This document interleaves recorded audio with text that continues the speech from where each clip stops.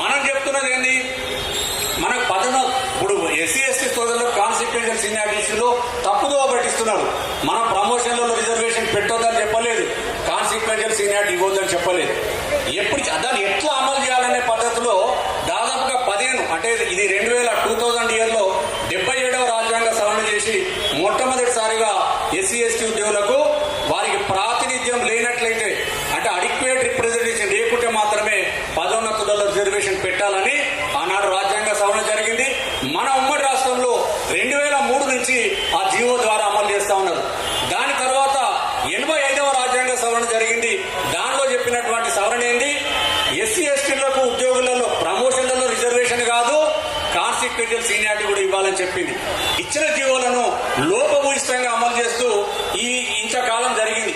అది ఎక్కడి వరకు జరిగింది, 2018 వరకు కూడా ఈ లోపభూయిష్టంగా ఆ జీవోలను అమలు చేయడం ఏ విధంగా చేసిండ్రు, ప్రమోషన్లలో రిజర్వేషన్లు ఇచ్చింది. ఉదాహరణకు మనం తీసుకున్నట్లయితే ఏఈ క్యాడర్లో అంటే ఏడీ క్యాడర్ ప్రమోషన్ ఇచ్చేటప్పుడు వాళ్ళకి అడిక్వేట్ రిప్రజెంటేషన్ వాళ్ళకు ప్రాతినిధ్యం లేనట్లయితే వాళ్ళకు రోస్టర్ ఇచ్చి జంప్ చేస్తా ఉన్నారు.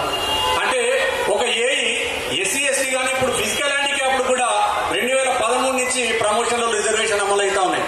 అంటే ఎస్సీ ఎస్టీలు కానీ దివ్యాంగులు కానీ వాళ్ళ యొక్క ప్రాతినిధ్యం లేనట్లయితే, ఉదాహరణ మనకు ఏఈ క్యాడర్ తీసుకోండి, ఏడీ ప్రమోషన్ ఇచ్చినప్పుడు ఏడీ క్యాడర్ లో ప్రాతినిధ్యం లేదనుకోండి, ఇమీడియట్ గా రోస్టర్ డ్రా చేస్తారు.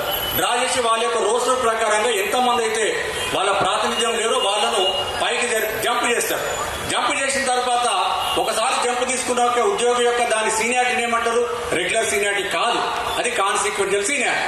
ఆ కాన్సిక్వెన్షియల్ సీనియారిటీ ఇవ్వాలన్నా కూడా మళ్ళీ డిఈ క్యాడర్ లో ప్రాతినిధ్యం లేనప్పుడు మాత్రమే. అదే ఓఎన్ఎం క్యాడర్ కూడా తీసుకోండి, జేఎల్ఎం నుంచి మొదలు పెడితే ఫోర్మెన్ క్యాడర్ కూడా ఇదే పద్ధతి.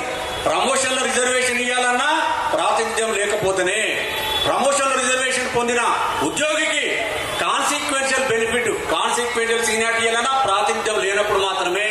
కానీ మన ఉమ్మడి రాష్ట్రంలో తెలంగాణ రాష్ట్రంలో జరిగింది ఏంది, అడిక్వేట్ రిప్రజెంటేషన్ వాళ్ళ యొక్క ప్రాతినిధ్యం ఉన్నా కూడా జంపులు ఇచ్చుకుంటా పోయింది. కాబట్టి ఇవాళ మన పరిస్థితి ఏంది, మన ఒక్క విద్యుత్ సంస్థలే కాదు ఇతర డిపార్ట్మెంట్లలో కూడా మన ఎలక్ట్రిసిటీ విద్యుత్ సంస్థలు ఇంపార్టెంట్ అయిన సంస్థలు మనం తీసుకున్నట్లయితే చీఫ్ ఇంజనీర్ క్యాడర్లు 80% 90% ఎస్సీ ఎస్టీ ఉద్యోగులకి వాళ్ళే లబ్ధి పొందడం జరిగింది.